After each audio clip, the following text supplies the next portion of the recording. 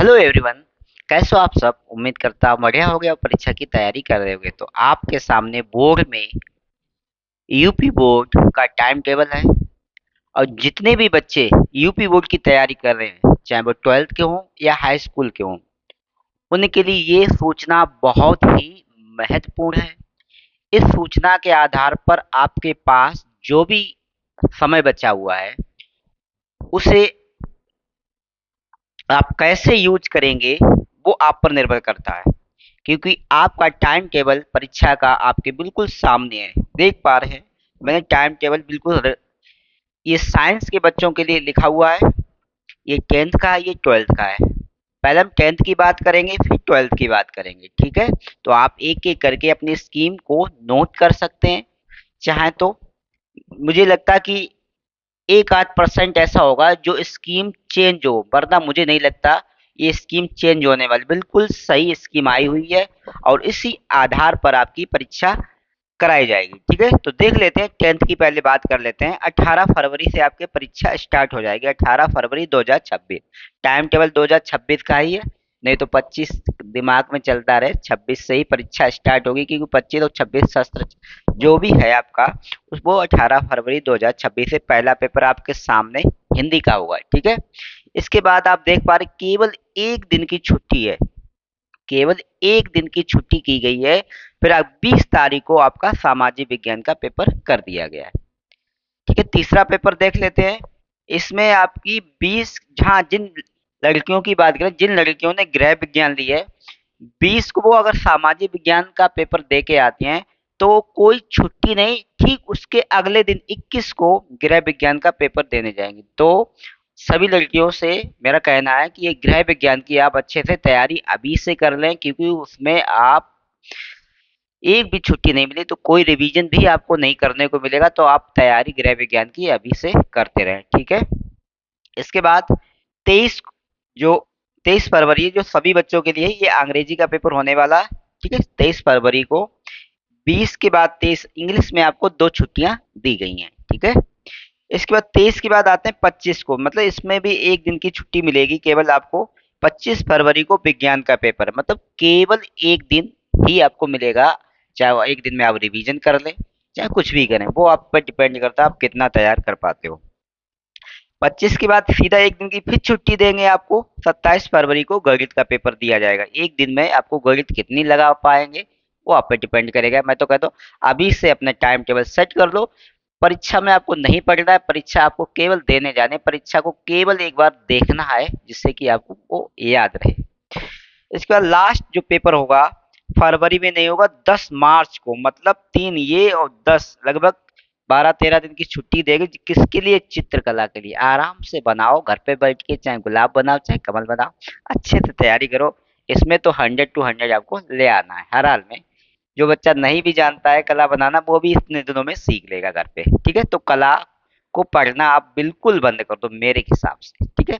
इन पांचों सब्जेक्ट पर विशेष ध्यान देना चालू कर दो। अब 12th की बात कर लेते हैं। 12th में देखो स्कीम तो बिल्कुल 18 तारीख से ही बिल्कुल प्रारंभ इनके भी है। पहला पेपर हिंदी, जिन्होंने गृह विज्ञान वगैरह लिए उनका सामान्य हिंदी, जो भी, या सामान्य हिंदी इनका साइंस वालों को होता है और हिंदी उनका होता है, ठीक। इसके बाद 20 फरवरी को एक दिन की छुट्टी दी है, बिल्कुल 20 फरवरी को अंग्रेजी का पेपर आपको देखने को मिलेगा, केवल एक दिन की छुट्टी दी है। फिर 23, 2 दिन की छुट्टी, 23 फरवरी को जीव विज्ञान का पेपर बिल्कुल सामने है। हाँ, रसायन विज्ञान वाले जरा ध्यान दें, जिन बच्चों ने रसायन विज्ञान ली रखी है, तैयारी कर रहे हैं, केवल एक छुट्टी मिली 23 और 25, केवल एक दिन का गैप है। आपको पूरी रसायन विज्ञान एक दिन में तैयार रिवीजन करना होगा। मैं तो कहता हूँ रिवीजन को मारो गोली, अभी से आप इसे रिवीजन करके रखो। परीक्षा में पढ़ना मेरे हिसाब से बेवकूफ़ी होती है, बिल्कुल पागलपन होता है। क्योंकि परीक्षा में आप कंफ्यूज हो जाते हैं, क्योंकि आप जो भी साल भर पढ़े होगे उस पे लात मार लोगे उस दिन पढ़ना। तो मैं तो अभी से तैयार रखो, उस दिन अपना दिमाग बिल्कुल फ्रेश रखो, बिल्कुल परीक्षा के लिए रेडी रहो। अगर आप उसी दिन उसको रिवीजन बार बार मारे, तो बस पूरी साल भर की मेहनत खराब हो जाती। एक बात याद रखना, 27 फरवरी लास्ट पेपर आपका, साइंस के बच्चों का लास्ट पेपर, ये साइंस की स्कीम है, ठीक है? ये 27 फरवरी को भौतिक विज्ञान का पेपर होगा। तो इस स्कीम के आधार पर उम्मीद है गणित वाले बच्चों का जिस दिन जीव विज्ञान का होगा उसी दिन गणित का पेपर होगा। तो आप जिस दिन जीव विज्ञान वालों का होगा उस दिन ही गणित वालों का पेपर होगा। 23 फरवरी को गणित का भी होगा। एक बार मैं चेक करके मैं फिर से दोबारा बता दूंगा। तो ये टाइम टेबल था। अब भी ना अगर आप टाइम टेबल के अनुसार आप लोग पढ़ पाए तो यकीन मानो रिजल्ट में कुछ गड़बड़ हो सकती है। ठीक है, तो अच्छे से तैयारी कर लो।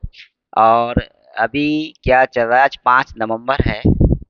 ठीक, समझो ये 2 महीने हो गए, तीसरा जनवरी हो गया और 18 फरवरी और लगभग 10-12 दिन उधर भी मिल जाएंगे, लगभग साढ़े 3 महीने, 3 महीने मान के चलिए आप लोग। इन 3 महीनों में आप अच्छे से तैयारी कर लीजिए। अनुसार जितने भी होते हैं आपके पेपर में वो सॉल्व कर लीजिए।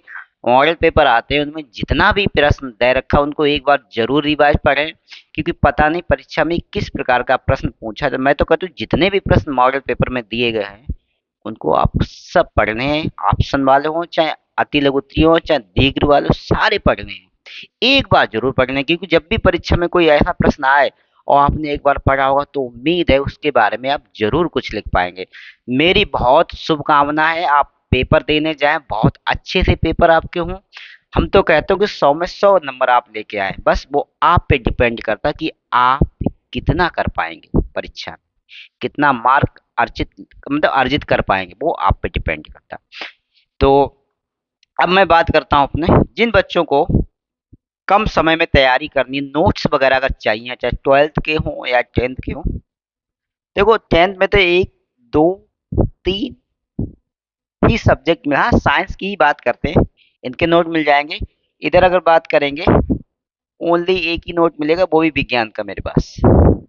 ठीक है, तो समय कम है, आप तैयारी कर लीजिए और 2 महीने में तैयारी कर सकते हो। अगर अच्छे नंबर तो नहीं कह सकते 2 महीने के लिए, लेकिन अच्छे खासे अच्छे नंबरों से पास तो हो सकते हो।